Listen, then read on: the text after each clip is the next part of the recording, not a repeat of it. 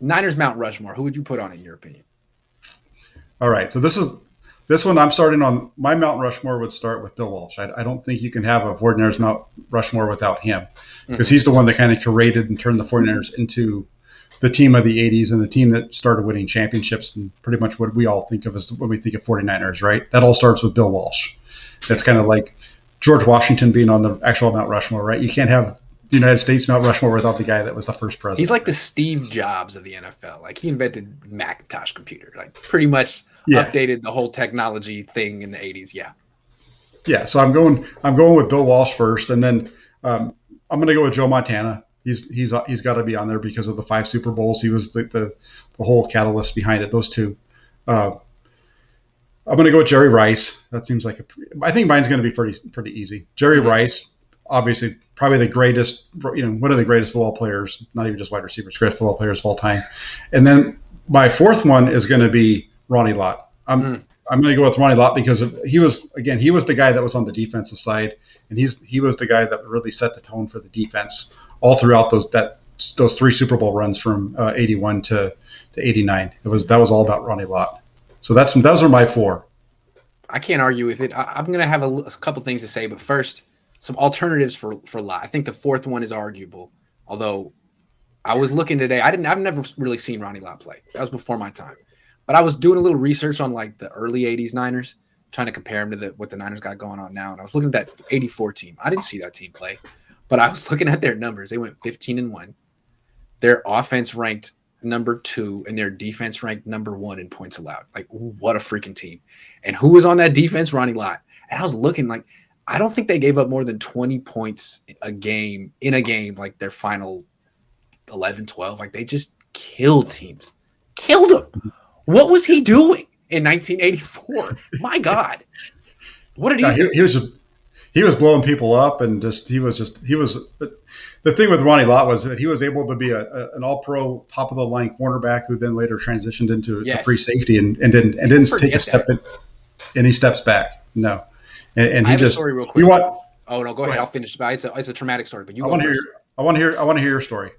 Okay, so when I was in 6th grade, I was in PE, and we were the coach was, teaching us football, and he was like, "Okay, so this position is cornerback. Who can name a famous cornerback?" And I raised my hand. Everyone said Dion and stuff, so I said Ronnie Lott, and the coach said, "No, you're wrong. He was a safety."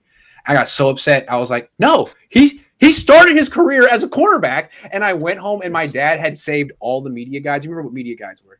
He had all he still has them. So I came back the next day with the 1981 media guide, and I was like, see this right here? Cornerback. And the guy was hella begrudging about it. He was like, I mean, I guess. He was known as a safety. I was like, what do you mean he was known as anyway, Mr. Peters, I haven't forgotten. That's awesome. That's fantastic. Here's the media guide. Here's the freaking media guide, all right? Take it up with the 49ers. Okay, so Ronnie Lott, that's a good one. If we were going to go with someone else besides him, about Eddie D. Yes. Yep. Definitely. That's another good one. Mm-hmm. Like, we think of Jed York as a young guy who's still figuring it out. Jed's like 40, all right? Eddie D hired Bill Walsh when he was 34. Got it right. Like, you know who Jed York hired when he was 34? Jim Tom Sula?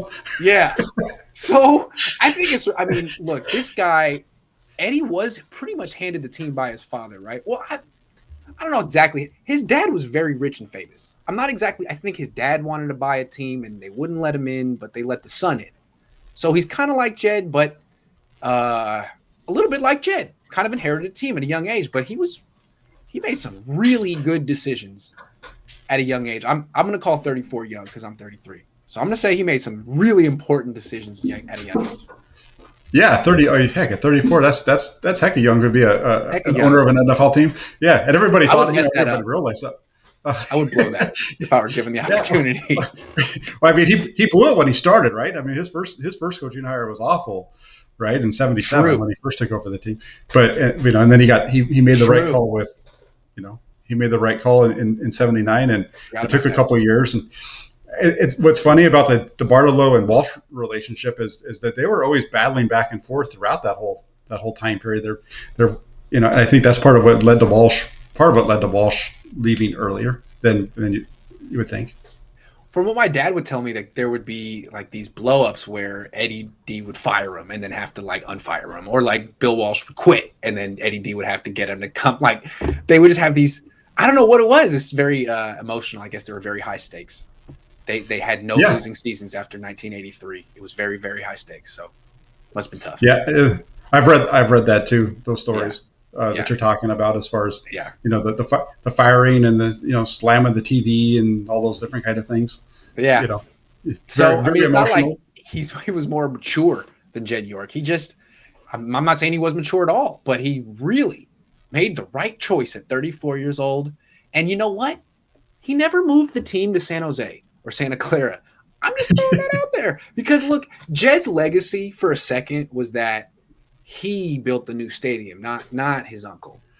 That new stadium, my prediction is they'll be back in San Francisco in the next 20 years. They'll figure it out because that's every year it looks worse, given like what's going up in LA and Las Vegas and what's still in Seattle. I don't know. Yeah, and we just had that conversation. You put the thing up on Twitter yesterday about the stadium, and I've seen a bunch of those the things that guy does, and they're really good. But the only thing that he misses on that, the one glaring miss that he puts on there, is the whole reason that it's so darn hot in that stadium is that stadium was designed for Candlestick Point. They didn't change the design of the stadium. They took the only difference was the north end zone didn't have the upper deck all the way around, so it was all exposed because they wanted the view of San Francisco from there. That was the original design. And the shade was going to come from the Candlestick Hill mountain thing, right? Yeah, right. Plus it's always it's always cold over there out there. Yeah, you weren't going to be out there burning really up hot the sun. in the South Bay. I don't know if you guys know that, but it's like at least 15 degrees hotter there at most times. And they used to whisper stuff like, "Oh man, these fans, what do they want? They're so coddled." Da, da, da, da. Guy died of a heat stroke there in 2015, and now all of a sudden you don't see so many day games there in August and September. So what a disaster that they have to subtly ask the league allegedly every year, "Hey, could we start on the road? Maybe 2 weeks on the road." Come on, that sucks. Yeah. So yeah, they should. It was the thing that I don't know how we got on this topic. We're still doing Mount Rushmore stuff. Oakland's We're talking about Chad. Oakland's right there. I mean, if they wanted to build, they should probably go back to San Francisco, considering it is a San Francisco original franchise, and the Giants aren't, by the way. Niners are. But even Oakland's more convenient. San Jose, man, no, they need to be back in San Francisco. I just don't know where they can do it because they repaved, like they built up Candlestick, right? There's housing there, there's condos. Yeah, there's condos all over there now, I think. Yeah. They really should be where the Warriors are, but they blew that and let Lacob just swim right in. No, they should have. It all should have worked out, and they should be in San Francisco. You're 100% correct on that one. That they are the San Francisco 49ers, and I missed the drive from Philadelphia or Kansas City or New York or anything like that. They were originally started in San Francisco, and I'm from Oakland. I was never a Raiders fan. They were in LA when I was a kid, but they were Oakland's original franchise, and they've left twice. It's disgusting. It's terrible. I feel like. All right, that's good. Well, we're still on Mount. Did you get your Mount Rushmore? Oh, I know. I would say the same thing. I can't disagree. I think the Niners Mount Rushmore is clearly defined. The only argument is that fourth guy. I think it should be Ronnie Lott. But if it weren't Ronnie Lott, you could make the argument of Eddie D because he's the one who hired Bill Walsh. And then other guys who would be in the conversation are Steve Young, Dwight Clark, because he's iconic. But no, it's Ronnie Lott. It's Ronnie Lott. Yeah. I go over. The one that you had put up there had Steve Young, and I don't know. The reason it's not Steve Young is he only won one Super Bowl, and he wasn't a starter very long with the 49ers. It was a short run, and they weren't. They only went to the one Super Bowl. So that's a good call. Yeah, it shouldn't be Young. He would be in the next tier if there's a junior Mount Rushmore. He's junior. Okay. He's the fifth head if we get the fifth head on there.